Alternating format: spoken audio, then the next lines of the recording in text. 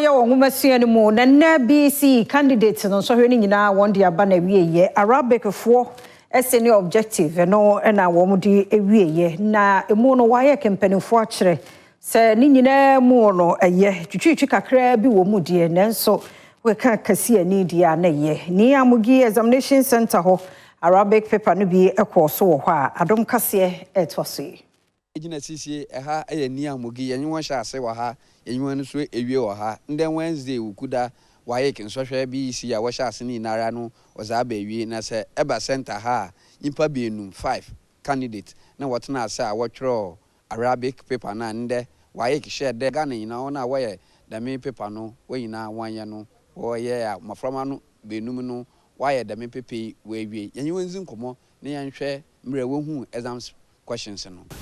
It was good, normal, so I could write. It was cool, and we wrote it. It wasn't that hard, so we wrote something.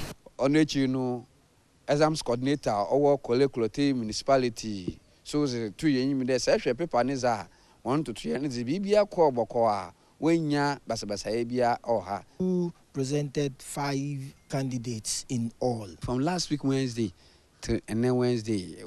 Assumption assessment and say. In fact, Niama Koye since last week, BECE and there, we didn't encounter any challenge.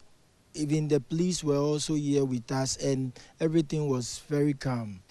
Apraba Adom Kasiasha say ukuda etwami na ukuda yazini na bewie ofan BECE in social okodo o manga na mu no sesiaze maframa a wewie ni nyina no we hwenyim dey won na won tum select one schools no by 25th of this month na we tum select am pay fu hwenyim dey social no sunsuando baba no na maframa no za wopede wetwa no we nya school opede wokọ no so we tum akọ ye ma asam no so a ebekodezi echi na ya hwe bebia school selection no so no ho nsam no obekọ akodu kojo mensa abrampa na manzebo.